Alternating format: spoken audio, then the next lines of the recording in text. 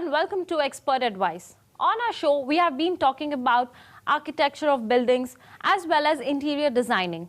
Something that we missed and has been neglected as a whole was cities. Cities are very much important for us living beings as well as they prove a crucial role in the development of the country. And today we'll be talking on designing of cities.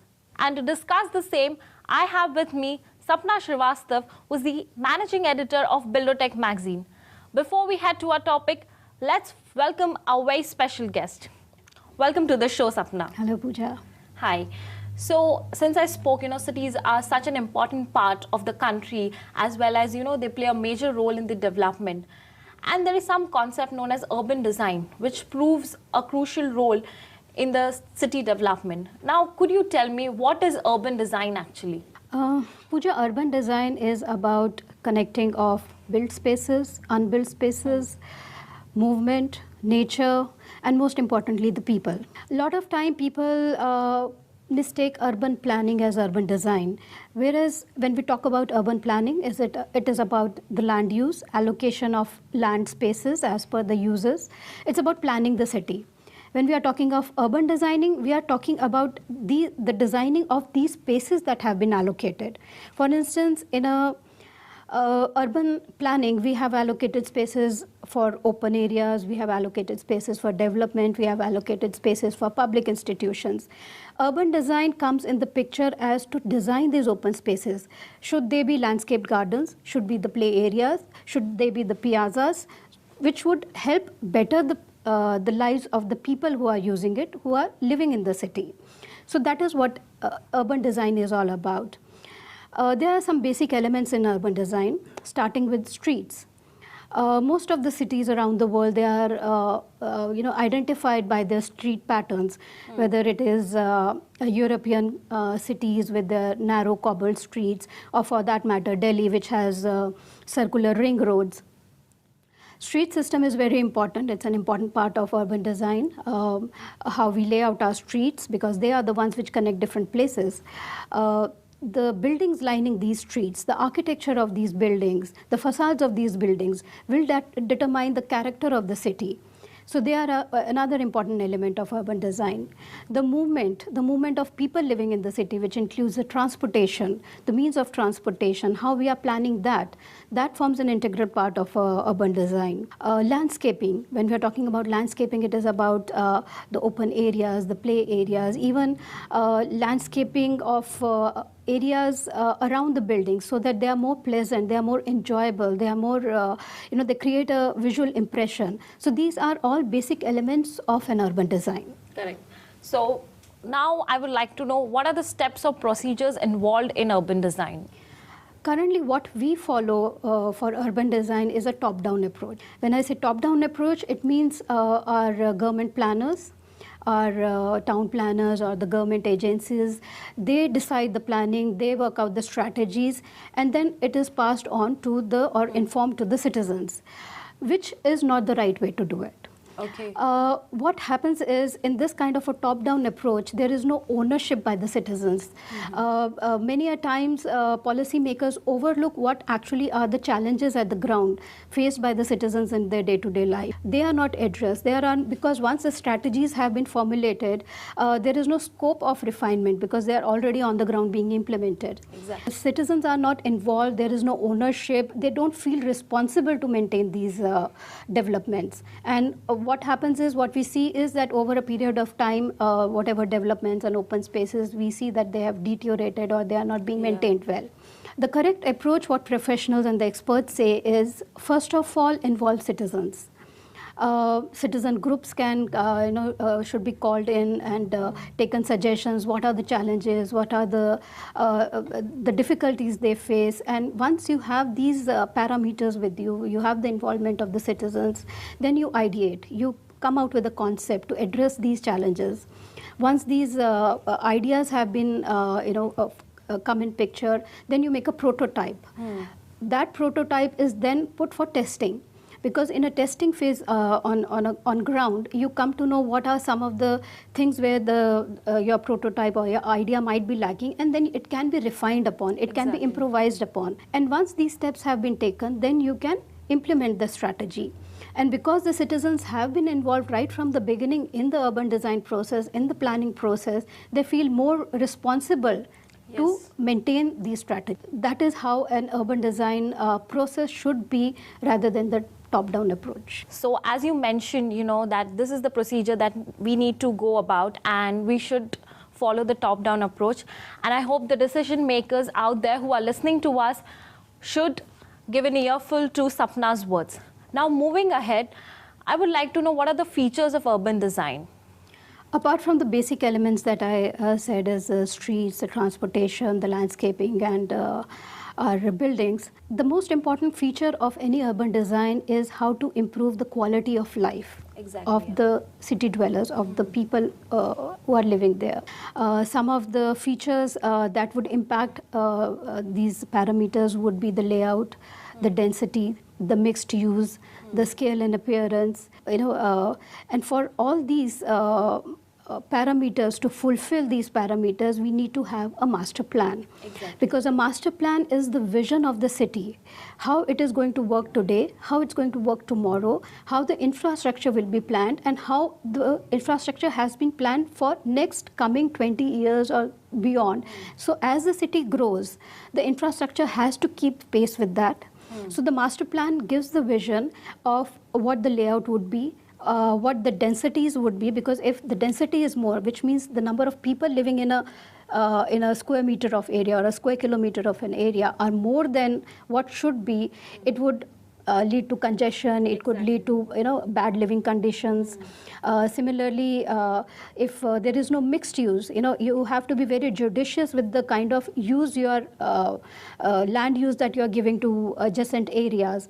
If there are only business areas and then residential areas are too far, then you are creating a lot of transportation needs.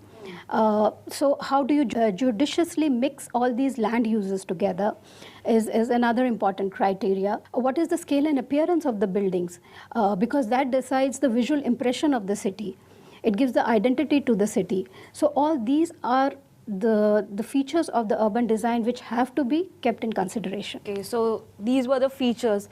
And I think it's very important, proper planning is actually required for a proper design to come up, and that shall promote the healthy living, the efficient living of the citizens. Right.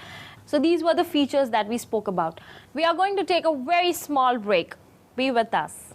What are the, advantages or the benefits that, urban design has? Urban design, the first and the foremost advantage of an urban design is that it gives identity to a city.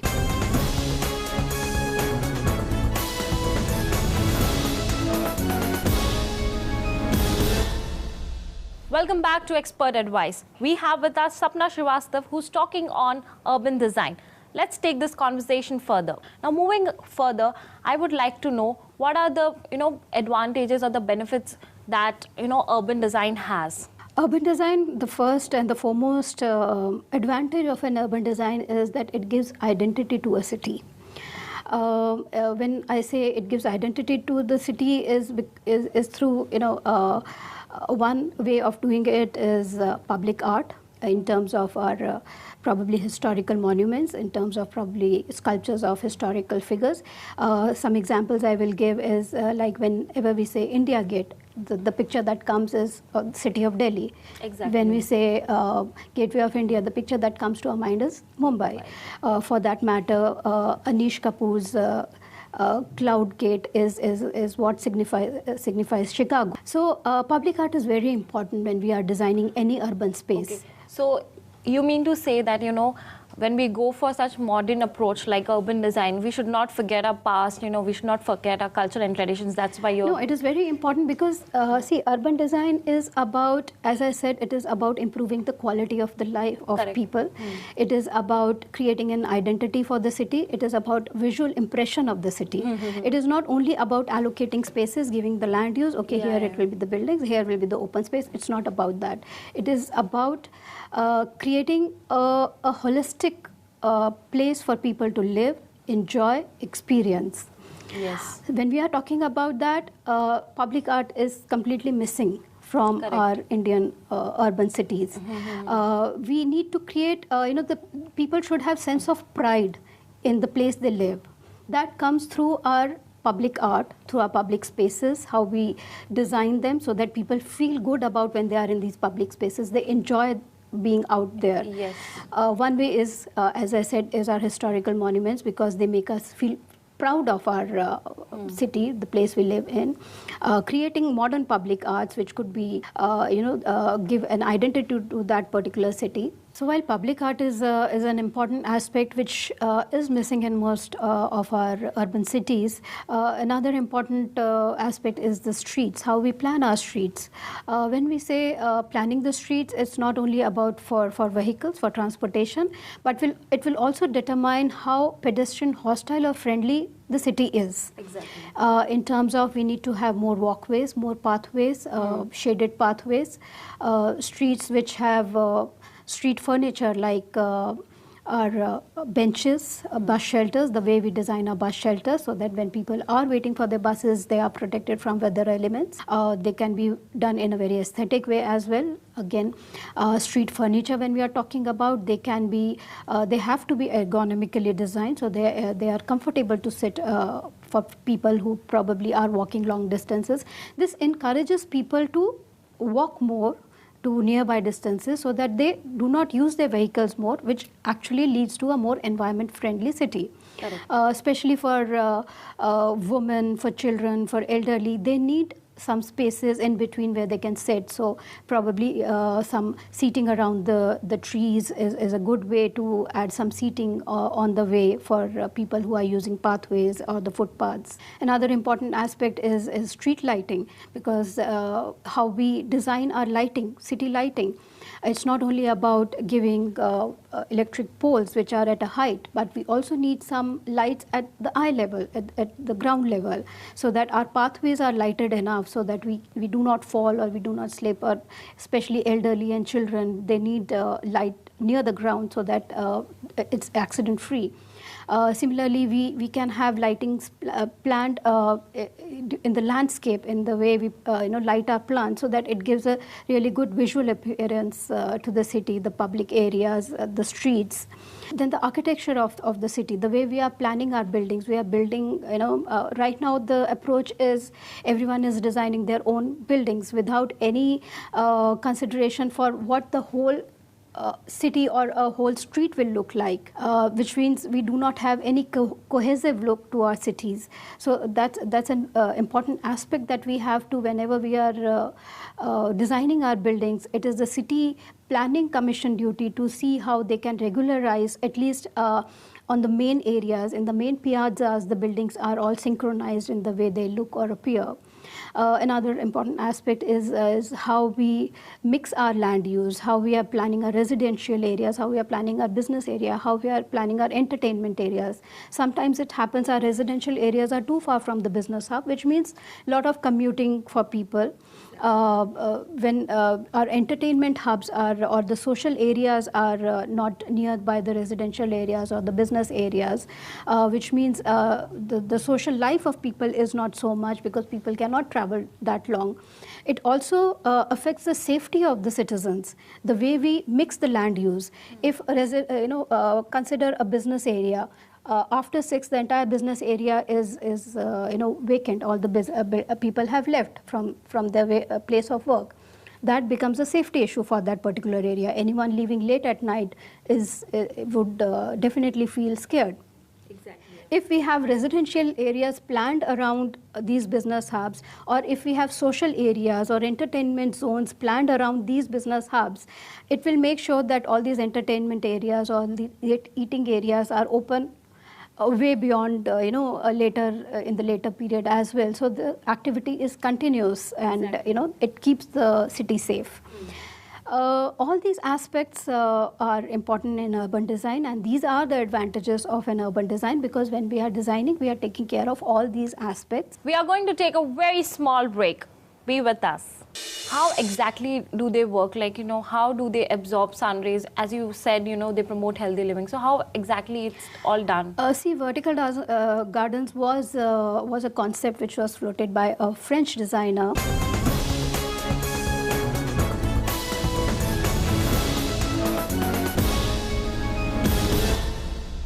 Welcome back to Expert Advice. We have with us Sapna Srivasatava, who's talking on urban design.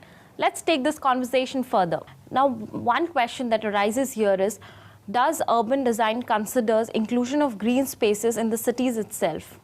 Yes, definitely. Green spaces are a very important part of any urban planning, any city planning, because these are the lungs of the city, as we call it.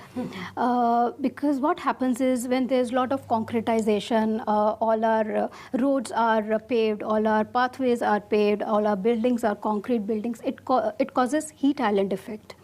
What happens is all the sun's radiation, it reflects back from all these solid surfaces and it creates more heat in the city. If you go in a city center, you will feel more warm rather than when you are moving away from the city center, you feel okay, it's the you are feeling better.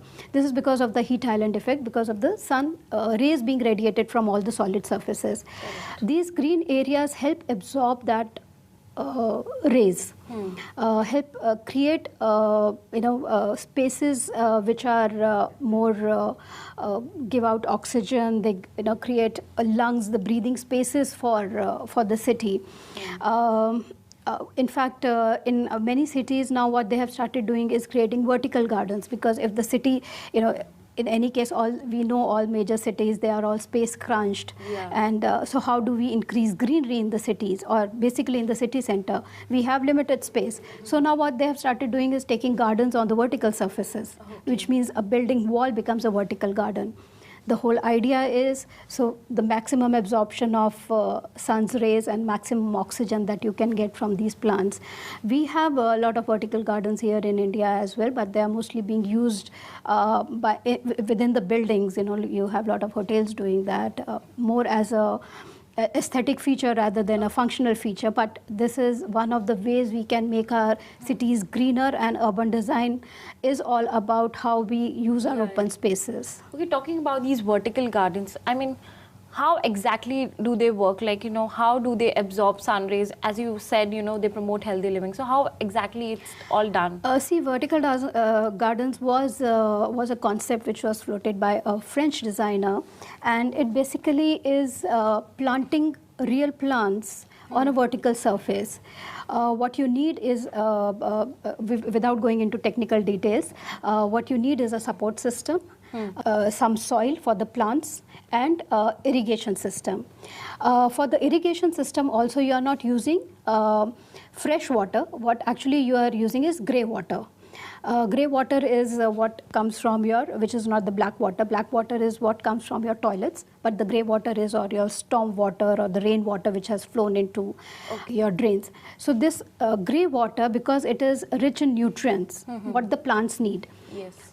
Even the choice of plant depends on the kind of vertical surface or the irrigation system that you can support. According to that, you choose your plants, and the vertical garden is created. These vertical gardens are then they can be on the entire wall of a building, and the irrigation system, they have a dripping system behind it which keeps giving water to these plants. And like any other garden you have, they work simply the same way. You can create beautiful creations with different kinds of plants and have a whole aesthetic appearance to the, and in fact they also help buildings to be cooler inside, because the building is not absorbing the sun's heat. So I think vertical gardens is that one thing that all the future cities need.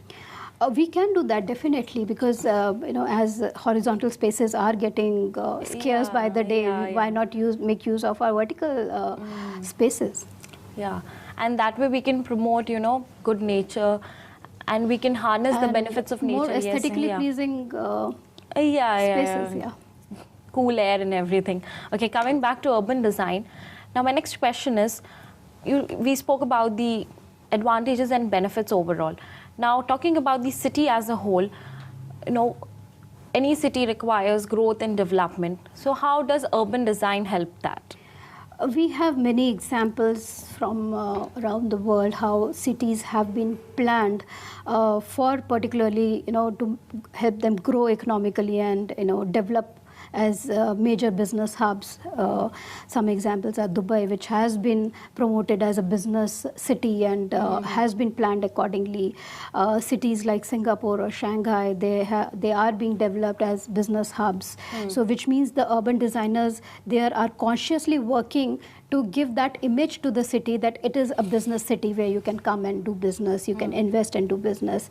On the other hand, there are cities like Las Vegas which are being promoted as entertainment hubs, which means the entire planning is accordingly where you come for recreation, you come for leisure, you come for entertainment, and the infrastructure has been designed to support these activities. Okay. Closer home, we can say Ahmedabad is being developed as a business city, and the infrastructure is being promoted that way to attract investors. When you create, first of all, as I said, you need to have a vision for a city. How do you want to see that city develop? Or what is your vision for the city to be? Once you have that master plan, then you go ahead with the planning, the designing, the infrastructure accordingly. So we can improve the slum infrastructure, give high quality, low cost housing in various formats to the residents the way they are living. Because right now in slums everyone has different square footage of area. So give them diverse formats, give them high value, low cost housing, involve the slum dwellers in the development so they become the stakeholders of the development. They will help maintain it well. And we can create a vibrant infrastructure and housing for these people and make it part of the city planning, make it part of the designing of the city so that it does not stand out as a sore thumb, but it becomes the overall part of the design of the city. Some of the ways, definitely, there are other ways, there are other approaches which experts can suggest, and definitely urban designing can take us probably closer to our dream of housing for all. I think today's conversation was one such kind, that we would be appreciated for, the entire team at Expert Advice as well as you. I mean, it was very much informative. And we really thank you from our heart, for sharing such good piece of information with us. Always a pleasure, Pooja. And thanks again for coming on our show. Thank you, Pooja. It's always a pleasure. Friends, we shall continue this conversation in the next episode. Be with us and keep watching Spin TV.